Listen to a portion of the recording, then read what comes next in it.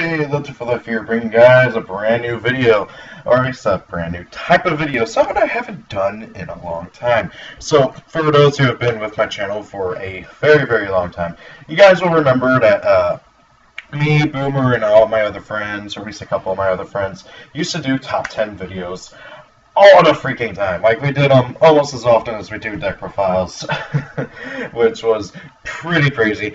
So, but I haven't done the top 10 in forever, and I sat down and thought, oh, what could I do? And I thought, oh, you know, with all the legacy support, let's talk about what monsters could become a full-fledged archetype. You know, I got Blue Eyes, Dark Magician, Red Eyes. And they were all kind of not really archetypes, but then they got a whole bunch of stuff that supports them, and so made them into an archetype. And so I decided to sit down, really work my butt off on this. I hope you guys will enjoy it. I certainly enjoyed making this, and I can't wait to sit down and talk about some of these monsters that I really feel like that could become a full-fledged archetype.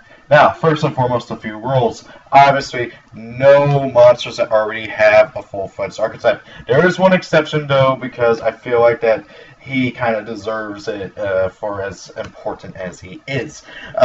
Secondly, forgot what the other rule was. I can't remember. Anyways, so yeah, that's really the only real rule. It's just already can't have an established archetype. I did set another restriction, but I can't remember what it was for the life of me. Now then, obviously, you see on this intro slide, you see Serpent. For those who don't know this, Serpent is one of my favorite ritual monsters. He's kind of sort of not on this list, though, because I don't feel like he's a very iconic monster, except for a few people. Which, by the way, this artwork is beautiful. Anyways, so on to number 10, Serpent Knight Dragon. Okay, so I'm sure everybody has heard of Serpent Knight Dragon at least once or twice. Serpent Knight Dragon was a monster that I believe it was Rex Raptor who used it, and it was kind of like his boss monster until everybody figured out, oh wait, he has red eyes, and then used red eyes. So I listed off a few key points over here. He's a level 7, so he could easily be like a rank 7 spam deck. He's a Dark and a Dragon, so he benefits from that. And he's a normal monster, which there are a lot of beneficiaries with that. And he also could be kind of like a rival to Red Eyes. And I kind of feel him as like a better rival to Red Eyes than Blue Eyes is, because they're more closely matched in terms of stat lines and stuff. Now then, one thing that I really think that I actually forgot to put on here is that they could really go along with a ritual route. And the reason why I say this is because in a lot of the video games, Serpent Knight Dragon was a ritual monster for some odd reason. Even though here on the actual card, he is a normal monster. And the normal monster was printed long before in the games where he was turned into a ritual monster. Kind of like how Blue Eyes Ultimate Dragon was treated as a ritual monster in a lot of the video games. Key ones I remember are like Duels of the Roses and Dark Side Stories, stuff like that. And here's the one that I was kind of cheating with. Elemental Hero Neos, or the Neospatian stuff. And the reason why I'm kind of cheating with this one is because I feel like Neos himself, he's an E-hero, so he benefits from that, obviously. But, however, Neos himself and the Neos fusions, they're very underdeveloped, in my personal opinion. Yes, there's ways to get them out. Yes, there's ways to get out the Neospatians. But, however, I really feel like that Neos is one of those few archetypes where, rather than getting some new support, I feel like they really need a complete and total reboot. Or at least for getting out the fusions and keeping them on the field. So I wrote down a few key points. He's a light, normal monster. He is a level 7, so rank 7s are, of course, a thing. He has some decent fusions and some not so decent fusions. I feel like all of his fusions are useful in some situations, or at least in certain situations, but however, not in every situation. He has a fusion for almost every situation, and some of them are a little bit too specific with their situations. Secondly, the Neospatians, with the exception of 2 or 3 of them, are crap, okay? The 2 or 3 that are really good are Grand Mole, Dark Panther, and I would argue that, like, Hummingbird is a decent one to sort of life point gain. I'm trying to, yeah, I feel like that those 3 are really the only good ones. The others really aren't all that great. Heck, Grand Mole's limited still for some reason. Secondly, I feel like there could be a retrain Neos, maybe like a easier summon a Neos, like, oh hey, if you control Neo space and special summon him from your hand or graveyard, and then you can and he's like treated as Neos while on the field, stuff like that. It'd be really, really cool and really nice to see an easier way to get out to fusions, and maybe even easier fusions, like newer ones for like the retrain Neo space and stuff like that. That'd be really, really cool. And seeing as how Yugi is getting a lot of support, I feel like that Jaden's kind of getting the shaft right now. Like, heck, the entirety of GX is, with the exception of Cyber Angels, which are finally getting printed, and that's a whole rant for another day.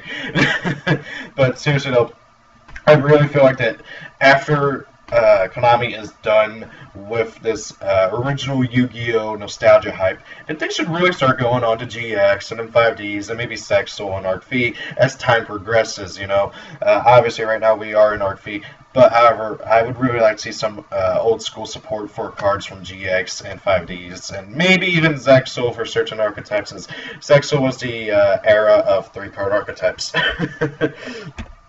Next up for number 8 is the Armed Dragon series. So one of the big reasons for this is that the Silent Magicians and Silent Swordsmen also got support, and I feel like that Armed Dragons and heck even the Horse and all those other really good level archetypes could really use more support and maybe like more help in retrains. Maybe not so much retrains, but just mainly spell and trap card searching. And other ways to get them out, like maybe a kind of like how we got the Silent the Silent Swordsman, the level 4 guy that you can tribute off a warrior, special summon him, and whenever he dies, you can just summon out any of the Silent Swordsman's. I think that's what they're called, right? I can't remember.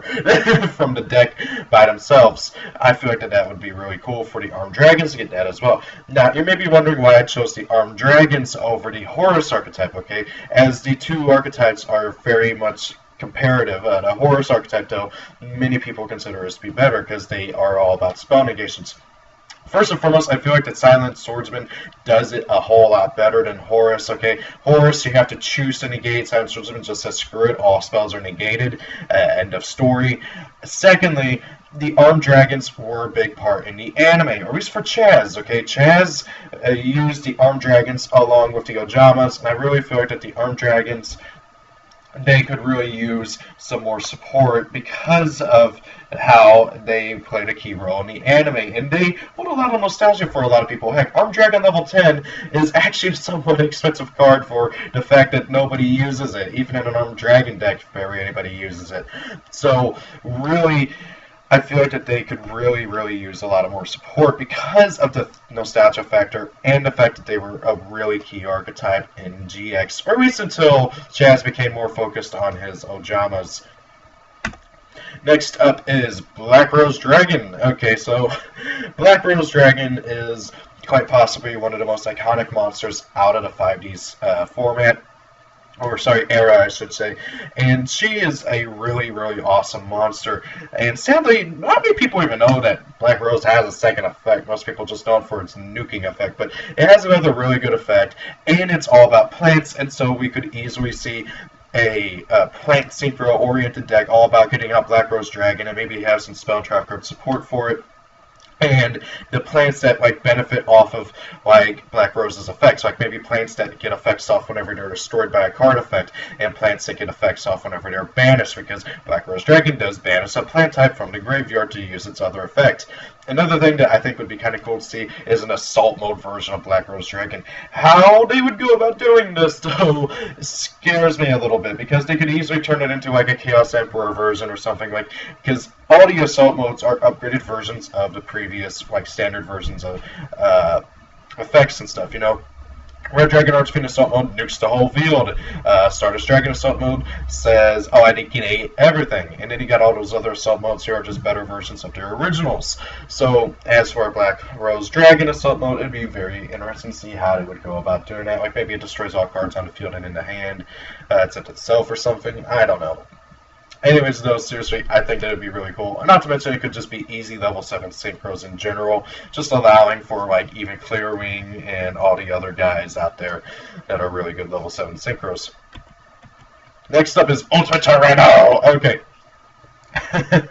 I don't know about all you guys, but whenever I was a kid watching GX, whenever Hasselberry was on the show and like doing his thing, I loved seeing him duel because I was and still am a big dino guy. Like I love dinosaurs, and heck, I even built a whole deck around Ultimate Tyranno because I love this card so much. And it was such a cool thing to see Ultimate Tyranno as his main boss monster. Yeah, he has Superconductor Tyranno, which is technically better in terms of its attack points, but I feel like Ultimate Tyranno has the better effect, being able to attack all monsters your opponent controls. He's a very classic card from the GX era, and I feel like it's one of the more iconic cards. As a lot of people like Ultimate Tyranno, like just from what I've been like seeing from just asking around people, a lot of people like Ultimate Tyranno in terms of just his effect and everything. But the issue with him is that he's hard to summon, and he's hard to get out on the field, and then he's also hard to keep out on the field. He's a battle-oriented monster, so I feel like that a Tyranno archetype. Not to mention, we already got a few Tyrannos. We actually got Black Tyranno, and we got Tyranno Infinity, and we got Superconductor Tyranno. So we could have a full Tyranno archetype. I mean, right now it's just kind of a series of where other monsters with the name Tyranno. So it would be really cool to see a Tyranno archetype. And Ultratron Tyranno could easily be the forefront monster of that. They could have easy ways of getting out the bigger guys like Ultratron Tyranno and Superconductor and Black Tyranno, and also have ways of either pumping up their attack power or decreasing the opponent's attack power so that they can get over more stuff. Because right now there are actually a lot of 3K beat sticks in the game that people are commonly using, like Dark Destroyer, Blue Eyes, stuff like that. And so Ultimate Tyranno, he has to be able to get over those. And yeah, we have Survival of the Fittest, I believe is what it's called. It's like a trap card that you equip onto a dinosaur you control. It gains 1,000 attack. If it kills a monster in battle, it can attack again. But that card, like, we need other ways of being able to do stuff like that. Not to mention that there's not really any good dinosaur archetypes. Okay, Evols are okay. Jurax are kind of meh. So I really feel like a new dinosaur-oriented archetype would be really cool. And who doesn't love dinosaurs? I mean, it's a freaking T-Rex. It's T-Rex with big arms compared to T-Rex's actually small arms. So, I don't know. Anyways, I just really love to see this thing being a thing. Number 5 is Stardust Dragon. So, Stardust Dragon is honestly probably the most iconic card from 5Ds. Like I said, how Red Dragon Archfiend and Black Rose are like some of the more iconic cards. Stardust is the most iconic card. Whenever people think of the 5Ds format, they think of this guy, Stardust Dragons. I mean, look how beautiful the card is. It played such a huge role in 5Ds. And not to mention, it's the main character of 5Ds, its main monster. So, like, a whole archetype around it could easily make it to where the advanced versions are easier to summon, with the exception of Shooting Quasar, okay?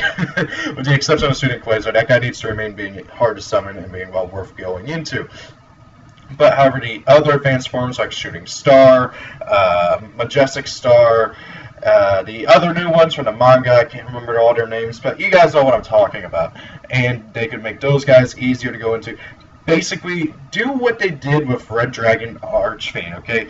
Red Dragon Archfiend has a full-fledged archetype behind him now with the Resonators and all the other monsters and support cards that are all about Red Dragon Archfiend. I want to see Stardust get the same support and same kind of beneficial, like beneficiary tuners and stuff that being able to allow them to go into them really easily. It'd be really, really nice, especially considering that, well, Red Dragon Archfiend, okay? I would like to see Stardust get the same kind of love, okay? And also, honestly, I gotta be honest, I've always kind of liked Stardust more than Red Dragon Archfiend. Don't get me wrong, Red Dragon Archfiend's a really cool monster, but Stardust, honestly, probably is, he's just kind of better in general. And also, I like the design a lot more. Anyways, getting off topic. Next up, number 4 is I'm kind of cheating with this one, is the 3 Sacred Lords, or the Sacred Beasts, whatever you want to call them. That is Uriah, Lord of Searing Flames, Haman, Lord of Striking Thunder, and Raphael, Lord of Phantasms, okay? They are the GX equivalent to the God cards. They are also arguably better because they're easier to summon in most cases. They still have anime support that has not been printed, like Chaos Core, Dark Core, Clash of the Titans or something. I can't remember what it was called. It was a trap card that might basically let you summon these guys for free from the graveyard. Then there's a spell card that summons Armatile, okay? Armatile is a really powerful fusion monster. Heck, he has the highest printed attack power in the game of 10,000 attack power. So they could really build it around that, make these guys easier to summon. The entire archetype could be monsters that are fiends, and like they could go into the back row, treated as continuous spells or treated as continuous traps, depending on however you wanted to go about it.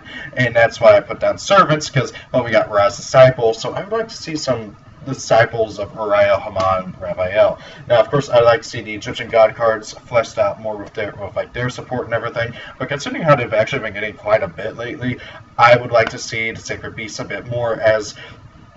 In fact, that they are kind of like the unloved child of the different god card trios. Like a lot of people just don't really like these guys, but however they have honestly better effects. Uriah can pop, set spell, and trap cards. Amon can protect their other monsters and do damage whenever he kills a monster, and Raphael can summon you up more monsters to do stuff with.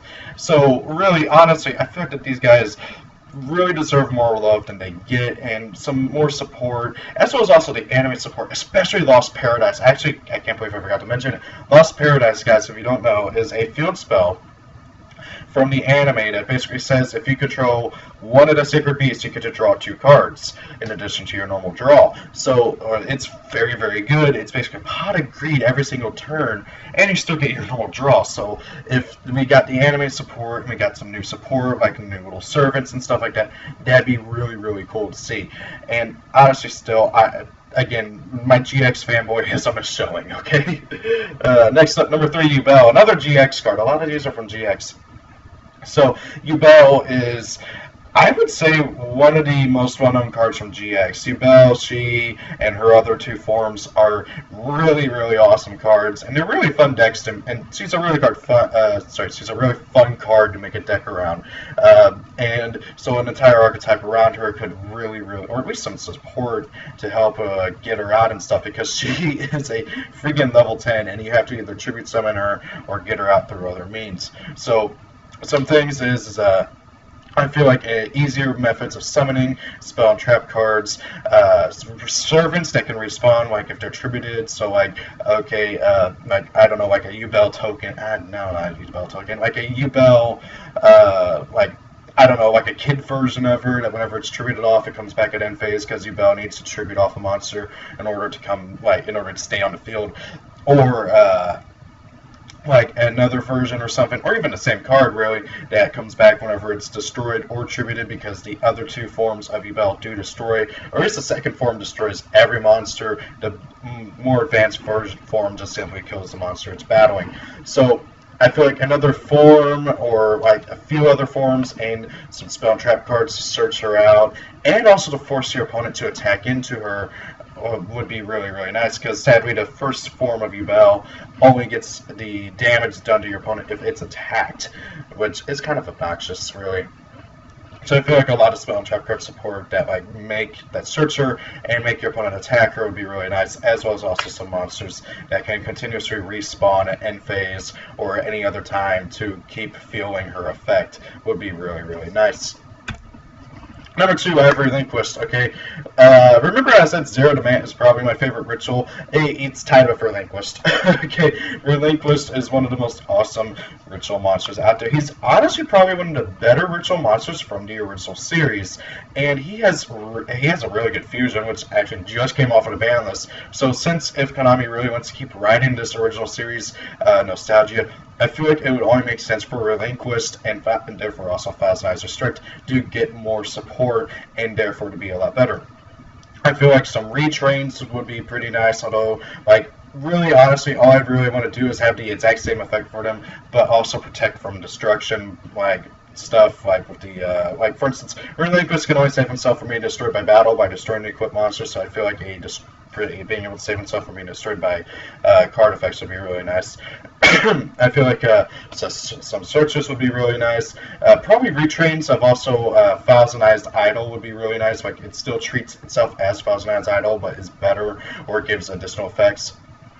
I also feel like that Thousand Eyes Restrict is very, very outdated and is just not very good anymore. So I feel like a slightly better version of him would be nice. I don't know. I mean, that'd also be very risky, as while Thousand Eyes Restrict is a very outdated card and is just not very relevant, it's not too hard to make that thing relevant again. Like, if Konami were to just add another effect, that could very well make it immediately broken again. So a retrain of it would be a bit scary.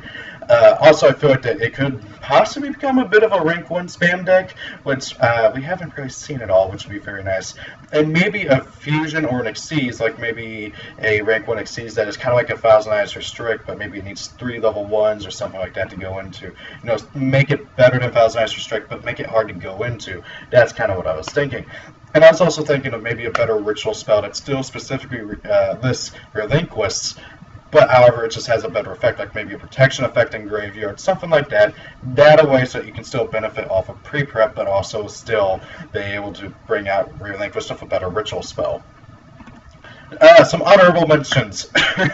Okay, and I wasn't able to fit all of them on here. So first and foremost is Light and Darkness Dragon as an honorable mention. I feel like my only real issue with this is that it'd be really hard to make an archetype around him, and Light and Darkness Dragon would just be kind of scary as a whole archetype, let's face it.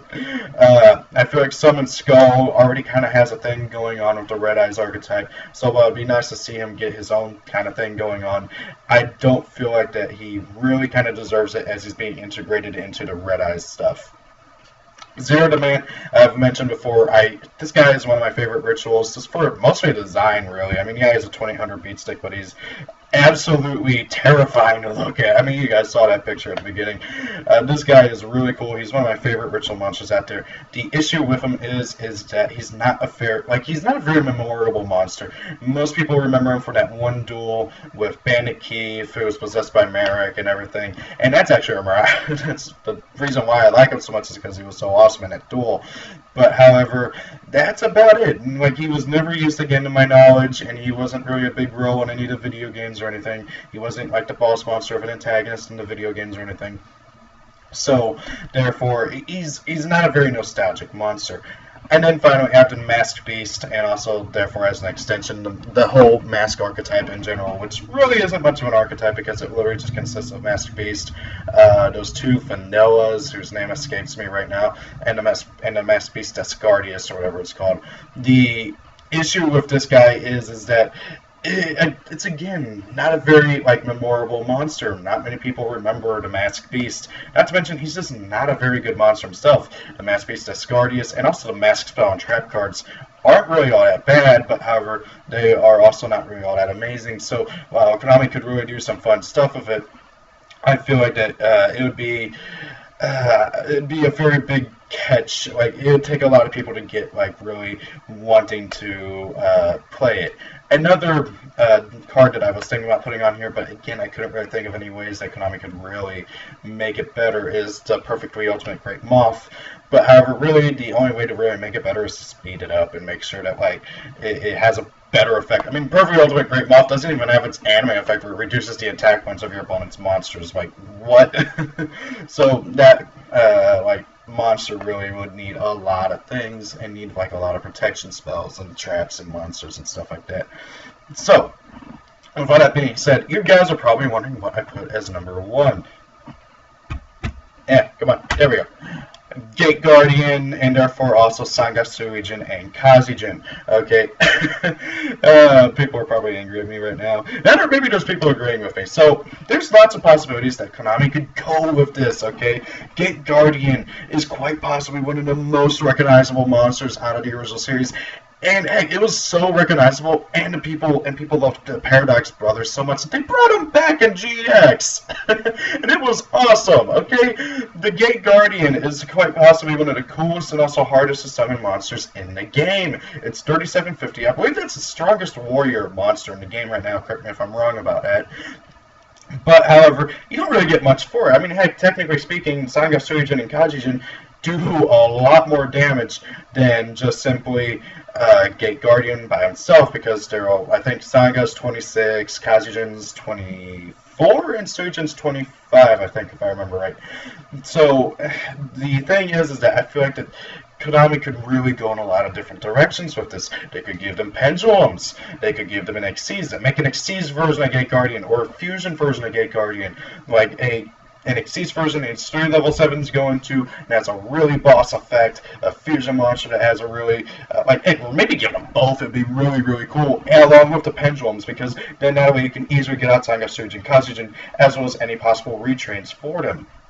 Not only that, but also you could then easily go into rank 7s very, very easily. And then also, I think that the spell and trap support could really focus on around bringing out Gate Guardian easier, like maybe banish all 3 from the graveyard. And then also you could make it to where you abuse and expand the original effects. The original 3 guys, I don't know what pieces of the Gate Guardian, Sanga Sujin and Kazujin, all have the same effect basically, where, oh hey, if a monster attacks, you can reduce that monster's attack to 0. If I remember correctly, I know it's something like that, but basically it's just a protection effect that you can only use once while it's on the field. So you could really go and abuse and expand on those effects.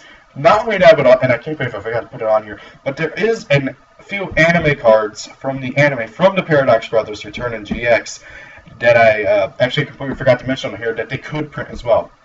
And that's Dark Guardian and its spell card that summons it, which I can't remember what it was called. But Dark Guardian, for those who don't know, is I believe he was 3,800. I can't remember that exactly, but I know he was bigger than Gate Guardian. And he could not be destroyed in battle. And he could only be summoned whenever Gate Guardian is destroyed by activating his spell card. I believe it was like Dark Ritual, something like that summons it from the hand, deck, or grave.